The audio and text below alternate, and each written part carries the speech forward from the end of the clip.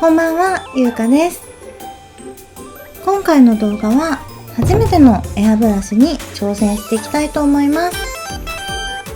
使っていくエアブラシはこちら、オーロックスさんの最新のエアブラシバージョン 2.5 になります。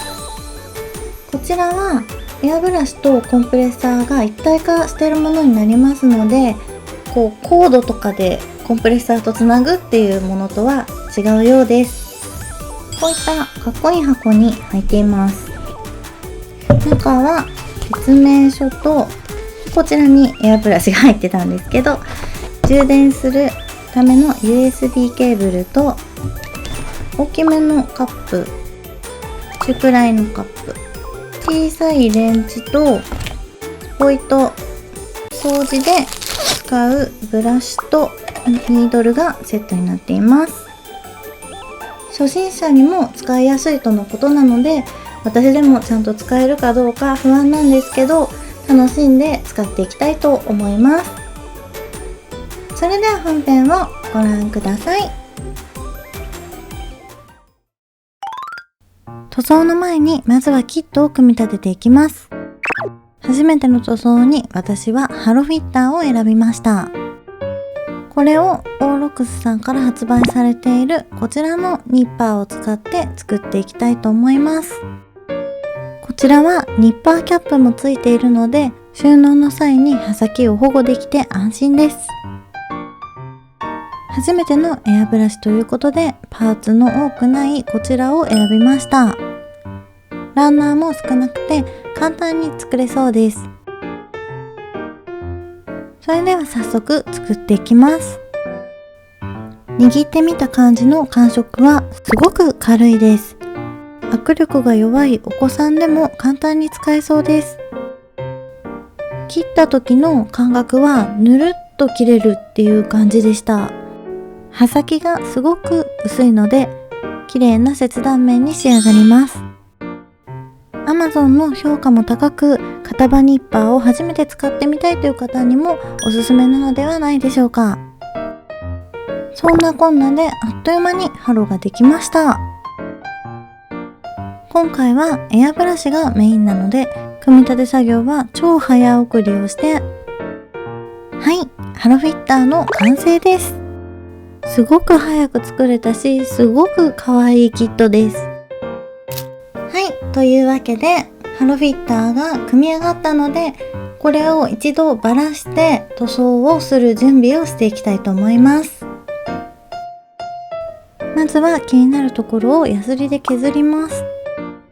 塗装で戸惑うこともあるかもしれないから、キットは早く作らせて簡単に終わらそうって思ったのに、結構凝り性が出てきてしまって、なんだかんだ時間がかかってしまいました。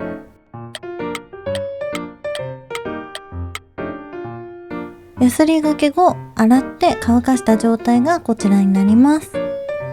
これでやっと前準備が完了しました。それでは塗っていきたいと思います。声のこの雰囲気に近づけたくって、メタリックな感じにして、ハロの部分は自分で色を変えてみようかなと思ってます。うまくいくかわかんないですけど、早速やっていきましょう。まずはサーフェイサーを塗っていきたいと思います。金属っぽい質感にしたかったので、黒のサーフェイサーを用意しました。ちゃんとできるかな。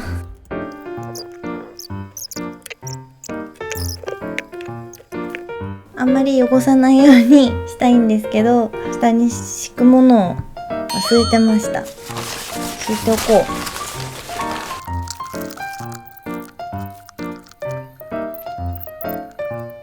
う。はい、それでは用意できたので、早速エアブラシを使っていきたいと思います。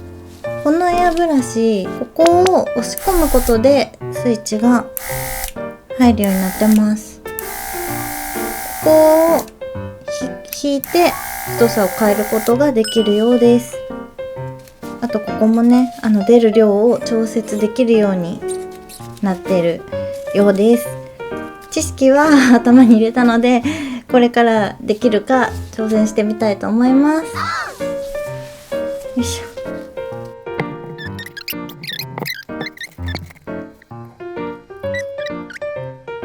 塗料の量が多いときは付属品の大きいカップとかに変えてもいいのかもしれませんね。ただなんかこんな大きいのからいったらちょっと不安だな。はい、じゃあちっちゃいのからやっていきたいと思います。あ、その前にね、つけなきゃ。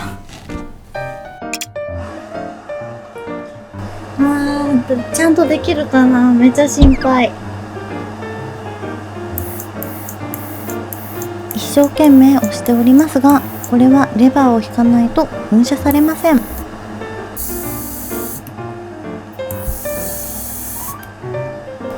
ゃんと出てるみたいです。よし。おー、ちょっと大きく出ちゃったのかな。結構な噴射量がある気がします。ちょっと他のがわかんないんですけど、今回初めて撮影しながら喋ってるんですけれども、撮りながら喋るってすごく難しいですね。YouTuber の皆さんよくできるなって思います。この後さらにグダグダな解説が続きますが、寛大なお心で聞いていただけると幸いです。均一に塗れないとかは私の腕が悪いのであれですけど、かなりちゃんと噴射して噴射量の調節も、初心者の私でも簡単に綺麗に塗れるぐらい、綺麗にというかこのぐらい塗れるようには身構えてた割に使いやすいです。どうでしょう。ちゃんと塗れてますよね。結構噴射の量も多い気がします。これならサクサク塗っていけそうです。ということで、ここから早送りでお届けします。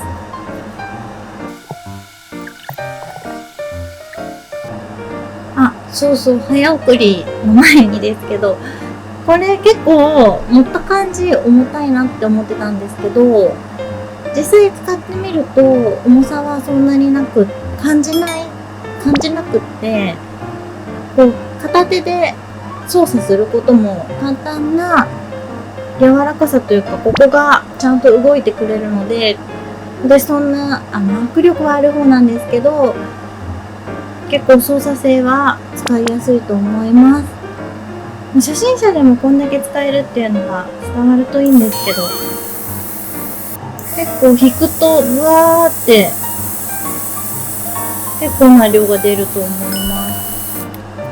す。でもやっぱり調子乗って引きすぎちゃうと量がたくさんドバって出ちゃうんで、そこは経験しながら経験値で学んでいかないといけないところかもしれませんね。これは下地なんでそんなに塗らなくてもいいのかな。はい、ものすごくグダグダな解説でしたね。すいません。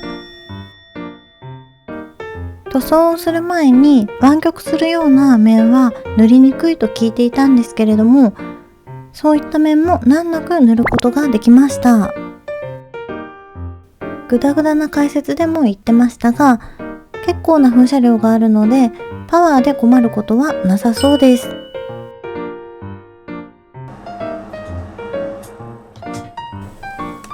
はい、これで一旦白いパーツが塗り終わりました。これで一旦乾かして、その間にこっちは充電しようと思います。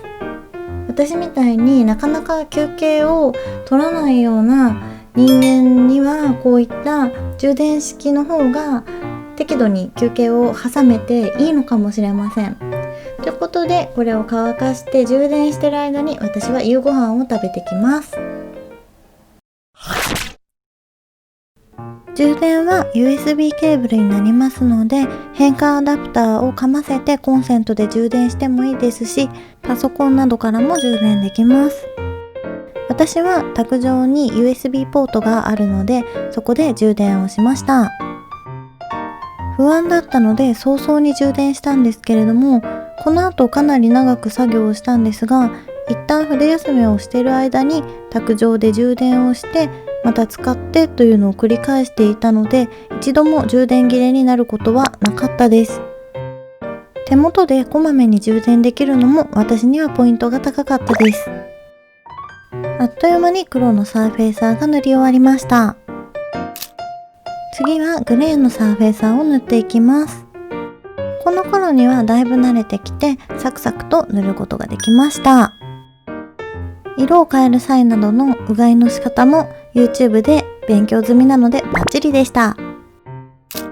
はい、ここからようやくカラーリングになります。塗料の話になってしまうので細かいことは割愛させていただきますが、色を重ねていくうちにエアブラシから出る塗料が大きく玉になって出てしまうことがあったんですけれども、どうやら使っているとニードルカバーに塗料が溜まってしまうことがあるそうです。定期的にティッシュなどで拭き取って掃除をしてあげるといいようです。ここまでかなり長い間エアブラシを使ってるんですけれども、本体がさほど重くないので腕が疲れることもありませんでした。置いた時の安定感はしっかりあるので、手をぶつけたりしない限りは倒れたりしないと思います。一体型だとエアブラシスタンドが別途必要ないというのもすごくポイントが高いのではないでしょうか。かなり早送りをして塗装はこれで終了です。一晩乾かしたのがこちらになります。これをまた組み立てていきます。超高速で組み立ててハロフィッターの完成です。墨入れもしてこんな感じにできました。自分好みの色に変えられてすごく可愛くできた気がします。反省点も多々ありますが、初めてのエアブラシはすごく楽しくできました。というわけで今回はこちらのオーロックスさんのエアブラシバージョン 2.5 を使ってハロフィッターを塗装してみました。初めてのエアブラシということでちゃんとできるかすごく心配だったんですけど、こちら使い方がすごく簡単で初めての私でもスムーズに塗装ができました。塗装具合としてはここもうちょっとこうしたかったとか色ムラがあるようなところはあるんですけど、それは希釈率がわからなかったり私の力量が足りてなかったので、今後もエアブラシを使っていって徐々にレベルアップしていけたらいいなと思います。こちらのエアブラシは現在絶賛発売中となっております。購入先のリンクを概要欄に書いておきますので、よかったら皆さんチェックしてみてください。最後まで見てくださってありがとうございます。この動画がいいなと思ったらチャンネル登録とグッドボタンをお願いします。それではまた次の動画でお会いしましょう。バイバイ。